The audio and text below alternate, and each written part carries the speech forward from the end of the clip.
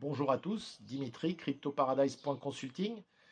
Je vous retrouve aujourd'hui pour une vidéo de la série des vidéos qui vont traiter du Liberland. Et ce sont des interviews que j'ai fait, que je ferai durant toute l'année 2023 des membres éminents du gouvernement du Liberland et aussi de certains représentants. Vous le savez, je suis représentant moi-même du Liberland à l'île Maurice. Donc ces vidéos sont en anglais. Alors vous êtes effectivement sur ma chaîne en français. Donc la vidéo va être sous-titrée. En revanche, sachez que j'ai aussi une chaîne en anglais qui s'appelle Crypto Paradise Consulting English. Vous pouvez vous y abonner. Il y a très peu d'abonnés pour l'instant.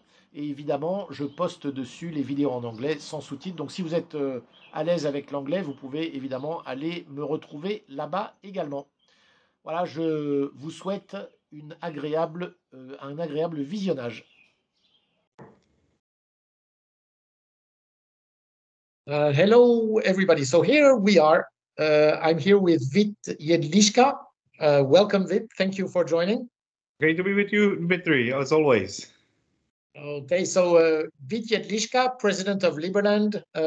As all my viewers know, I am a heavy supporter of Liberland. I'm now the Mauritian representative in Liberland. Very proud of it and very honored. And actually, Vit is our president of Liberland. And as I announced a few weeks ago, I'm going to go in 2023 doing some interviews with the main actors of Liberland, government members. And of course, I couldn't start this series without talking directly to the president. So very happy to be with you, Vit. And let's dig directly in my questions. Do you want to introduce, maybe say something for the beginning? It's great that that you are one of the team members, and that the team is now around 100 people around the world that are pushing Liberland forward, and all of them are having some great skills, and I really love your skill set. Thank you very much. So here let's go deep into my questions. First, I want you to tell us a little bit about you, maybe your background, studies, work, and countries where you lived in. Okay. Well, I was born in Czechoslovakia at the time, and many people still think it exists. No, it was dissolved in 1993, basically, and 1991 it started. So that was a big change for my life, because that was also the time of the fall of the communism in 1989. And I was quite deeply influenced by that switch in the systems, and that got me thinking, if we can improve in a couple of years the society so dramatically by just making some adjustments to it, how much better can it go? And I started to be really interested in places like Monaco, like Hong Kong, like Singapore, questioning why they are so prosperous and why we cannot be that prosperous as a Czech Republic at the time. And at some point I realized it really, takes a lot of change of mindset of people to turn some regular country, European country, into some sort of a tiger. And I decided to go for it. I decided to start my own news portal. We started political party. We got one member of European Parliament. Now the party has, one member of Senate. But I realized even if we had majority in the parliament, we still wouldn't be able to make the changes that would really turn Czech Republic into another Switzerland. And I was always arguing, let's make Czech Republic into another Switzerland. And there was a very strong counter-argument that there is not enough Swiss people in Czech Republic. And at some point I realized it might be actually easier, right, to start a new country than to change existing one, and basically choose the voters, in a way, the people that have similar mindset about how the governance of a country should be run. And the whole idea was that I gathered all this knowledge that I had from my study of political sciences and study of economy from both Charles University as well as Economic School of Prague. And we started to think seriously about the ideal state, how it should be run, what kind of elements should it have, what are the brakes for the power. how to make it better than the Constitution of United States, how to get it ready for this new millennia, what kind of technology to build in. So that has been my passion since. Nice. Can I ask you, how old were you when you all started this? Let's say the process with the new party. How old were you? Well, that was in 2010. That was the party, or 2009. That's when the party started. So that's 24 years ago. No, 14. Sorry, 14 years ago. So, and I'm close to, I'm 39, right? So that was when I was 25. But the journey really started when I was 13, when I read the book by Frédéric Bastiat. That's, I think, where I can very well relate to your French audience. And unfortunately, Bastiat has been kind of forgotten in the French literature. I don't think he's been taught in the economics classes on Sorbonne University or probably not any other university in France. I just wish it wasn't true. But when I was there, and when I was also traveling around Europe when I was young, we actually visited quite a few French universities. But Frédéric Bastiat simply is forgotten figure. In French, he's actually more famous outside of France. But the work that he has done, and he has written a couple books only at the end of his life, but it's really a set of treasures. And it's very well versed what's wrong with the society and the political systems around the world. And he is dead for more than 250 years, but it is just like he has written it yesterday. It's unbelievable.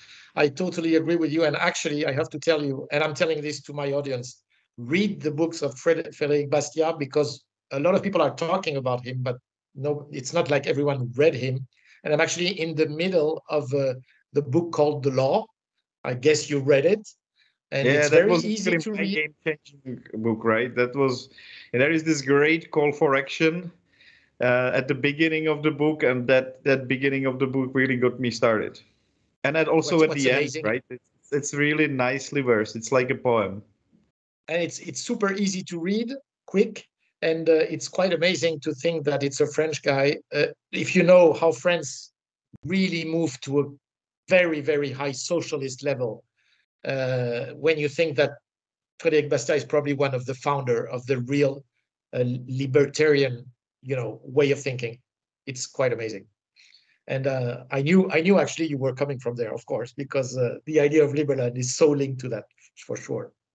So thank you for that answer. That was very interesting. What made you come, and you already started to answer actually that question, what made you come into the Liberland adventure, and how did it start? What were the main obstacles until the day of 2015 where you declared the country into existence?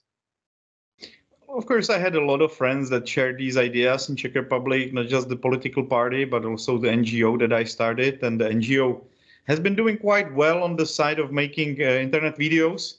We were translating the most viral freedom-oriented videos that we could find on the internet, and those were the speeches of Ron Paul and Nigel Farage, and and all these animated movies that you can find.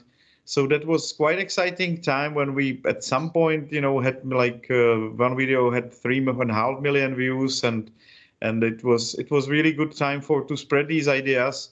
But on the other hand, when I realized that some video was basically seen by, I don't know, every second person in Czech Republic, but it still hasn't really changed the mindset of people, how they think about things, I realized really it takes generations. So we can do a lot of educational work, but to really get people understand the values behind freedom, basically takes generations. And at that point, I really realized it is simply better than from focusing from, and this is of course the famous Maxwell quote, from instead of fighting the existing system, start a new one that will make the old one obsolete. Basically, that's the main idea behind Liberland as well, right? So we're starting from scratch. We don't have much boundaries. We want to make a country recognizable by international community. That gives us some restrictions. But on the other hand, we are literally building everything from grounds up. And I'm very happy that I have the government with me and this very good lawyer, Michael Ptachnik, who has been nominated as a justice minister last year, and he's doing fabulous work on our legal system. So I think the ball is rolling, and it's very well ready for a big jump this year. Very nice. Very nice. Actually, Michael will be probably my next guest on this show. So yeah, for sure, I will have lots of questions to ask him also. So what was the date? So the date, remind us the exact date, which is now actually the every year you celebrate the existence of Liberland. When did it start? When was it introduced? Well, it's 13th of April. That's the birthday of Thomas Jefferson. So once we discovered that the piece of land between Croatia and Serbia is unclaimed, and we were looking for probably more than 2 years for the right territory to declare Liberland in. So we had kind of a lot of things prepared, but we still didn't know where we're going to settle. At some point in actually March, we found out about this territory, but we waited a couple of weeks for the birthday of Thomas Jefferson. And that was a good idea, because also that's usually the time when the really nice weather starts in the region. So usually we're lucky, and for the anniversary, it's already time when you can go swimming. So already? that was 13th of April on purpose. We wanted to invoke the spirit of American Revolution. We wanted to remind people how great job the founders of United States have done, and especially Jefferson and his Declaration of Independence is a very nice piece of paper. Absolutely. Okay, so 13th of April is the, how do you call it? The birthday of Liberland, the national day. Exactly. And it will be a big event this year. I think we will have 200 people coming down just for the conference, and a couple hundred people more to visit Liberland and join us for these social events connected to it. And I hope that people will also be able to visit Liberland, so that will be exciting time this year. Yeah, actually, there are probably two great moments to visit Liberland. One is probably in April 13th during that time, and the second one is the one was last year, which is August, right? For the how do you call the?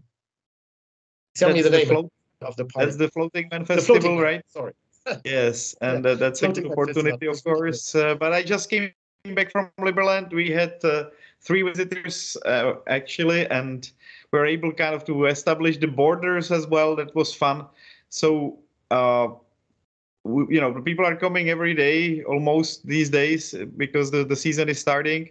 And I just came back, and it was a lot of fun. Those were Orthodox Jews, and they have great experience with managing communities and building basically kind of self-sustaining communities. And I'm quite excited that the gentleman decided also to help us with representation, and this time it will be on Sealand. So yeah, it was a very good weekend, full of adventures and amazing stories.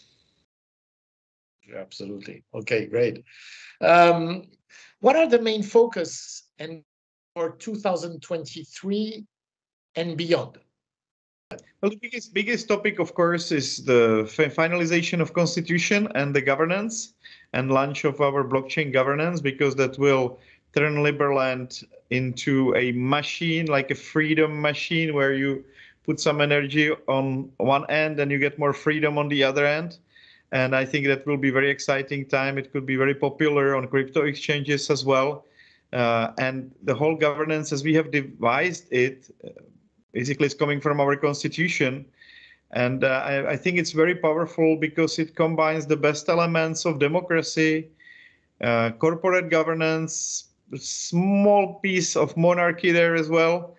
And it basically really tries to create a new generation of nation-state governance, which I hope will be better than any existing systems. And there are a couple cool concepts connected to it, right? The taxes are not just voluntary, but they are also rewarding. So people are becoming shareholders of the country that they are living in once they pay them. And they've got very cool, for example, justice system and a great system of balances of powers. So the majority can get rid of any law that the government puts in, but the government itself is voted by merit holders, the people that have contributed to the country. So I believe we really fixed the biggest issues in the dynamics of a society that is trying to run itself. So it is as progressive and I'd say functional and executive as possible, but on the other hand, there will be these breaks that will be installed by some democratic elements and by some monarchical elements to the system that will make sure that the country doesn't go sideways. So that is something which I believe is number one topic. But of course, there are many more things that we need to sort out this year. I would say similar importance is the settlement, and where I think it's kind of exciting to have people in Liberland this year. And we are building 2 villages next to Liberland. One is in Croatia, and we're just finishing the partnerships there, and the other one is already being developed. That's the Ark village on the other side of the river. So we have 2 bases on both sides of the river next to Liberland. Yeah, the Ark village is where we were for the Floating Man Festival. On the Croatian side, what's the place? Well, that's still kind of secret, but it's a very nice area, very close to Liberland, a very romantic place, and then we've got lots of friends already there. So I spent a weekend there, and I'm very positive that the whole development plan there will be quite nice, and it will be more decentralized than the Ark village. Ark village is more like a resort kind of place where. This is a place where lots of people can come in and buy into smaller houses, and they can really create a community. So it is a great opportunity, and I fully realize the potential of this place right next to Liberland. And it's kind of a small step to build our reputation in the region, which is very important as well, that Liberlanders are real and that they're not coming just to Liberland, but they're also building strong support communities around it. So actually, the Croatian side and the Serbian side are gonna surround the actual Liberland, right? It's gonna be surrounded by those villages. Of course, like Liberland is challenging to develop from beginning, even though we are quite successful last 2 weeks in having a presence there. But the main point is, of course, that the whole infrastructure to build will require some extra, I would say, costs and manpower. And the number one topic is, of course, our situation with the Croatian police that has prevented us from developing Liberland so far. So these 2 things are still, I would say, challenging, but we have made a major breakthrough this year, and I'm quite positive about it. Right. Regarding the biggest achievement for Liberland until today, can you give us a word, tell a word? I know one of the biggest focus we have, actually, also us as representatives in our countries, is to bring Liberland to be, the big would be that to be recognized by another country. Can you tell us a little bit a word about this? Where are we standing today as you as president? I know you have lots of relationships with lots of countries. Where do we start in that way, right? Like our Secretary of State is also representative of British King, and our Vice President is also advisor to American President. So we are very strong, very powerful diplomatic team, and that is kind of exciting to work with these people, and that of course turned itself into quite a lot of successes, diplomatic successes. So we have signed treaty, for example, with Haiti, and now we have established our presence in Ghana, and we had probably 3 more countries that I cannot tell you right now which are those, but we have established ourselves very well diplomatically in 3 more countries in the last, I would say, 6 months.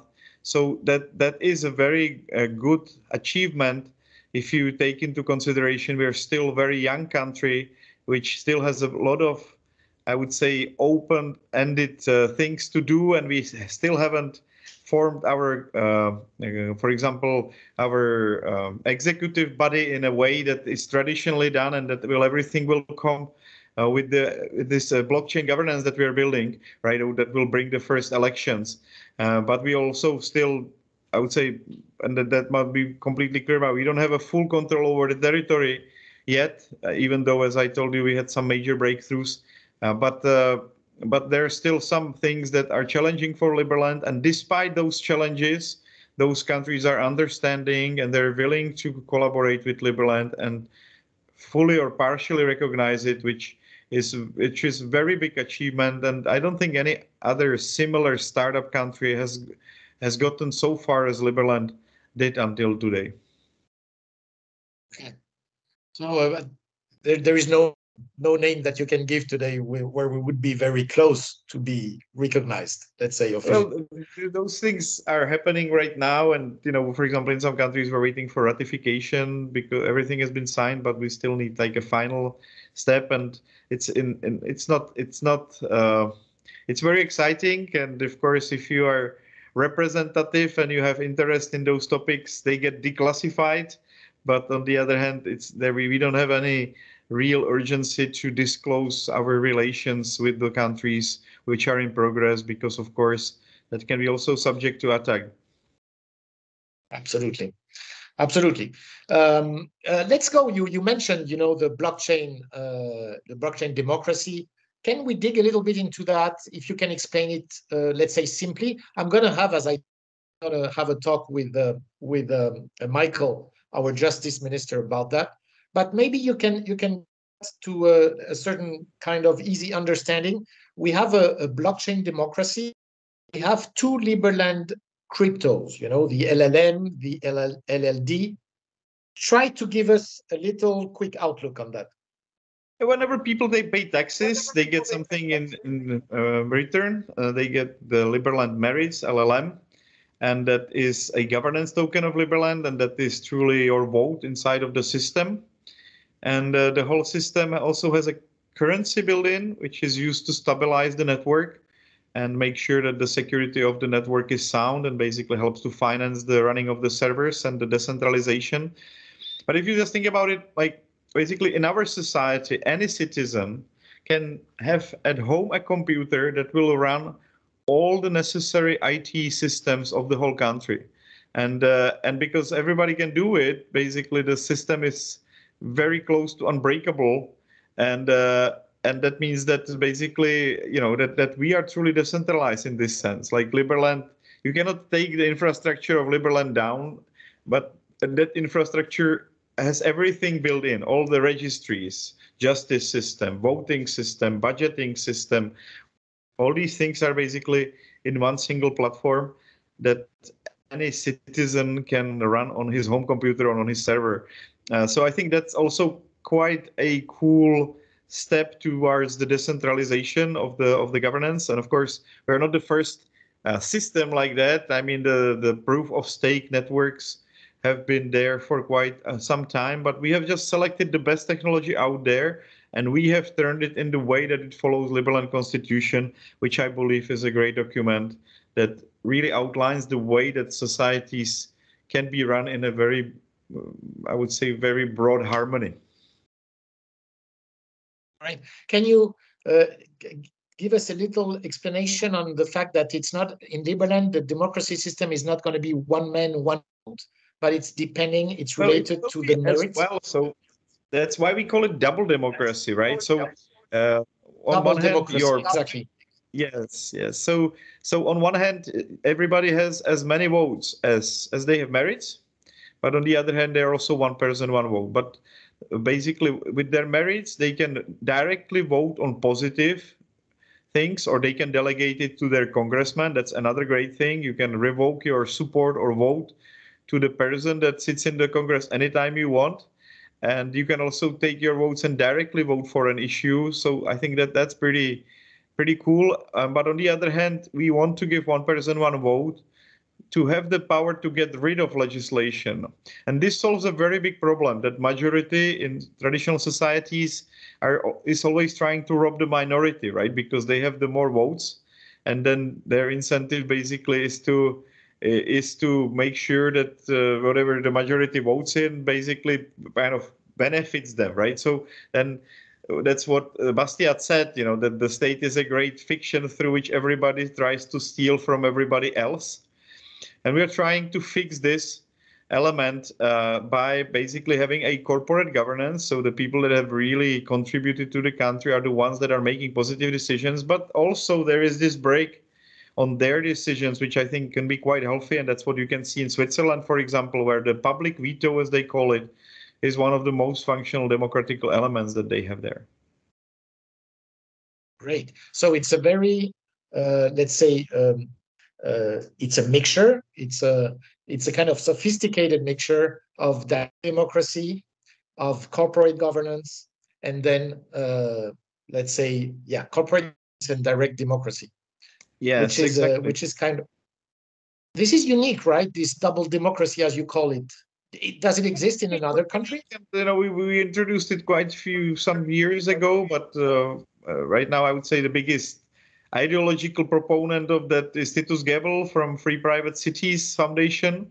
So that's I would say it's not we're not completely alone in pushing this forward, but we are completely alone in pushing it in the practical reality, right? That's what I think is most exciting about Liberland, that we are not just theorizing on what is the best governance but we're looking into the practical use of it and turning it into a physical country that I hope will become a major player in the world, and that will show how those principles, if they are put in place, can attract millions of people and can create very prosperous society.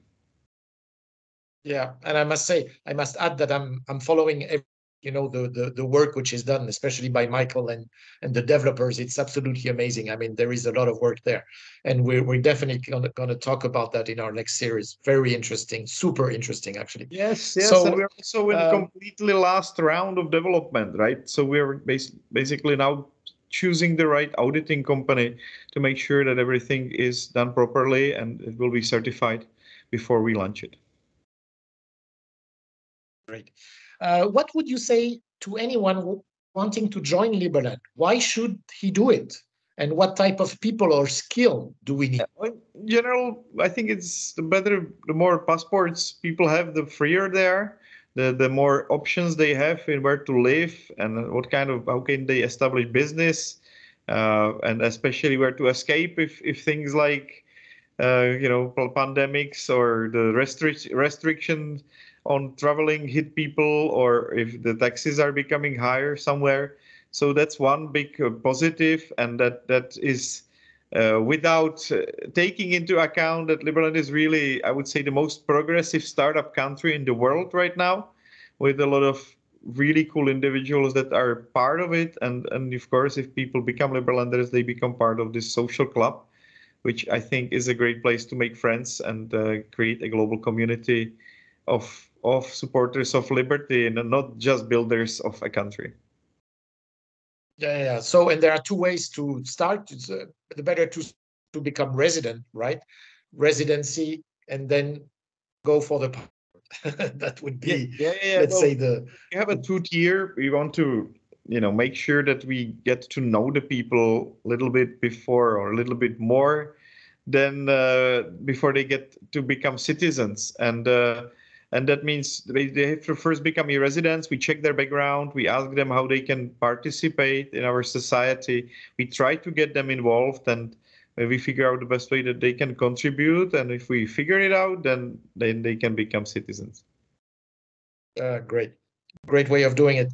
So, by the way, I am resident, and I hope I will become a citizen very quickly, or after some time.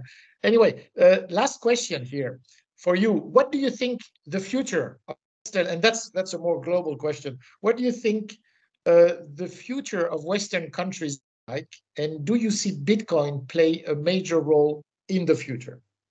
Especially now, with all. And it already has become the 7th biggest currency in the world, and it's the one that is private, right? And that's something that is very much needed, because we see, of course, huge misuse of the monetary policy, and we also see that it's very obsolete and can be very problematic to run in the long run. I mean, the value of these fiat currencies in the long run, of course, is zero, because at the end it will always be mismanaged, and the empire will fall, and the dollars or whatever currency will be close to zero or zero if it doesn't have any collective purposes. So that's something that is inevitable, and Bitcoin really brings another level of honesty, and it's the first currency that can never be printed more, which is kind of exciting. So yes, there is, I would say, great upgrade that Bitcoin has brought to the monetary system, and I think not just that it will prevail, but it will become the biggest currency on the planet in near future. Okay, so, and are you a little worried about what we're seeing happening in all, let's say, with the geopolitical agendas that are playing everywhere? I would say, in terms of monetary revolution that is happening, we can already see this de-dollarization of economies with the BRIC countries trading directly in their currencies, and now Saudi Arabia switching from US dollar to other currencies.